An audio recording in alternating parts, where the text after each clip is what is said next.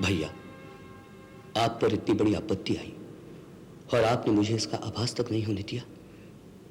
संकट की इस घड़ी में मुझे पूरी सेना सहित आपकी सहायता के लिए आने की आज्ञा दें। मुझे आज्ञा दीजिए भैया। नहीं नहीं नहीं।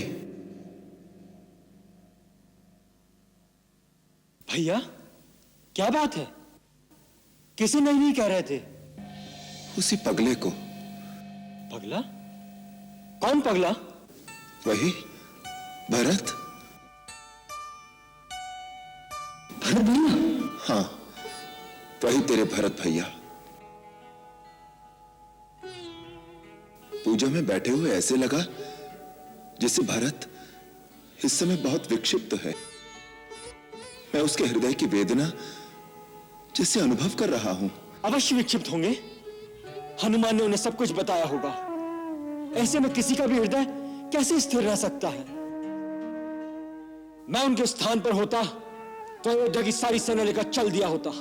नहीं नहीं भैया, यह भी तो हो सकता है भरत भैया सचमुच सेना लेकर चल दिए हो। नहीं, भरत ऐसा नहीं करेगा। क्यों? क्योंकि वो मर्यादा को समझता है। वो मेरी आज्ञा के बिना अयोध्या छोड़कर कभी नहीं आएगा। परंतु जब आप ही संकट में हो, आपकी सहायता के लिए भी आज्ञा लेनी पड़ेगी। कौन है वहां आपके बाद आज्ञा देने वाला? गुरुदेव। गुरुदेव की आज्ञा लेनी होगी और वो अवश्य उससे कहेंगे कि राम वनवास की अवधि तक अयोध्या की किसी संपत्ति का कोई प्रयोग नहीं करेगा।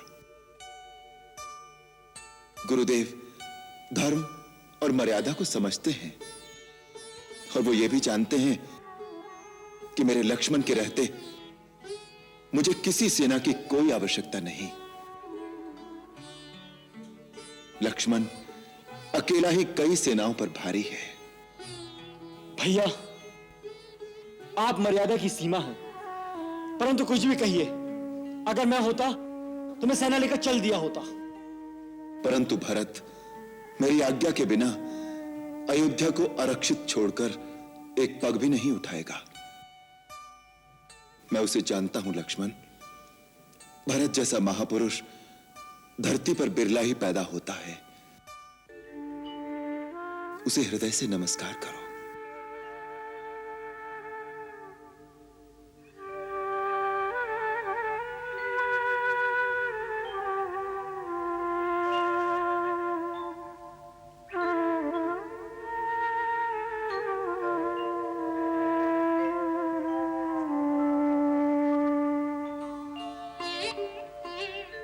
हे अयोध्या की पवित्र माटी, मैं अपने छोटे भाइयों को तेरी गोद में छोड़कर आया हूं। उनकी रक्षा करना, उनकी चिंता दूर करना।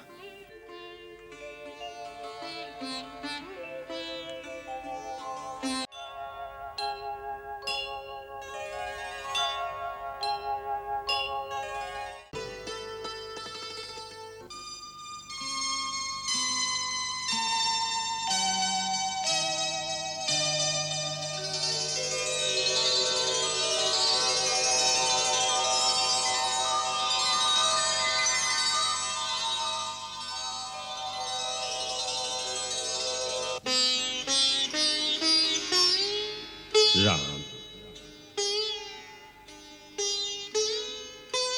तुम्हारा कल्याण हो पुत्र। जैसे अष्टावक्र ने अपने पिता का उद्धार किया था, उसी प्रकार तुम जैसे महात्मा पुत्र ने मेरा उद्धार कर दिया है।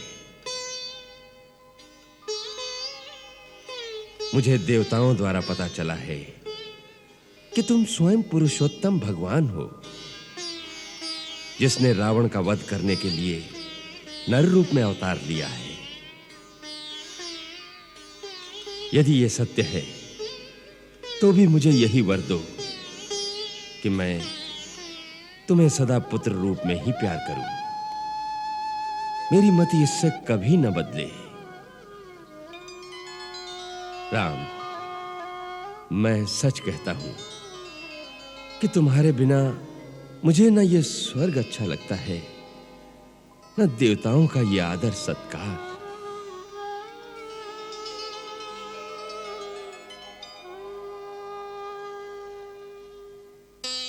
पिता का प्रेम ही ऐसा है जो बड़े भाग्यवानों को मिलता है। मुझे दुख इस बात का है कि मैं आपके इस निश्चल प्रेम से समय से पहले ही वंचित हो गया। पुत्र, भावी अटल है। मेरा आशीर्वाद सदा तुम्हारे साथ रहेगा। तुमने पिता के वचन के लिए वन में 14 वर्ष बिता दिए।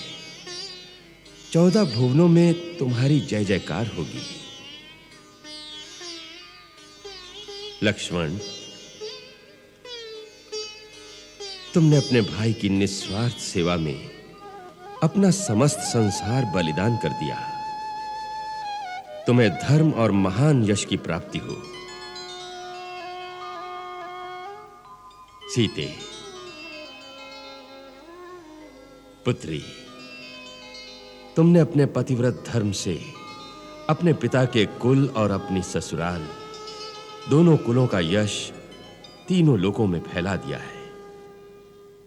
तुम्हारा सौभाग्य अटल रहे पुत्री।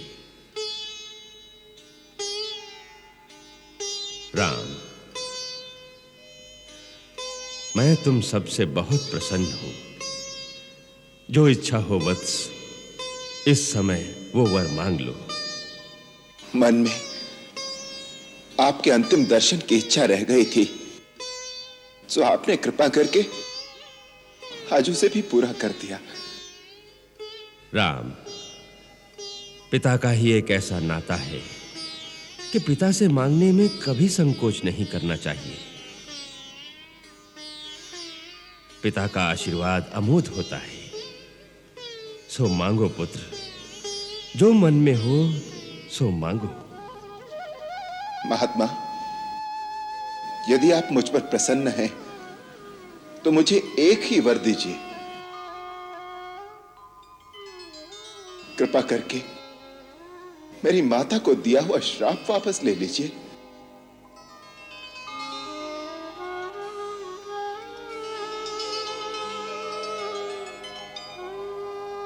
हाँ, आपने अंत समय में माता कैकेयी से कहा था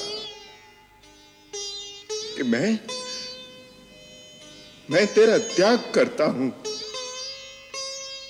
मेरी विनती है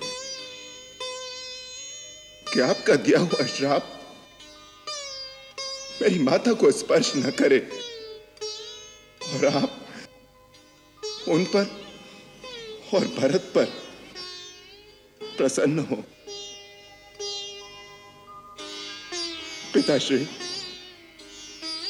मुझ पर एक कृपा कीजिए। मेरी माता को श्राप मुक्त कर दीजिए। यदि मैं अपनी माता को श्राप मुक्त न कर सका तो मेरा यह जीवन निष्फल रहेगा। पिताश्री,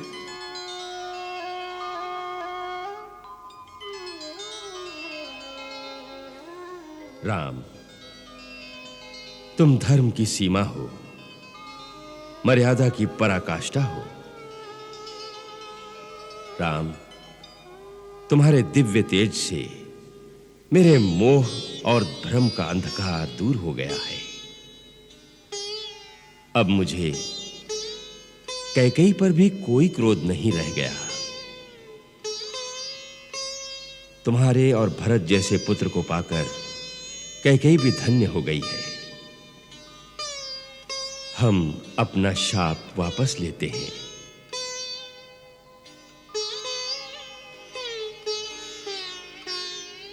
आप परम उदार और महान हैं पिताश्री। हम सबको आशीर्वाद दीजिए। यशस्वी हो, तुम्हारा कल्याण हो।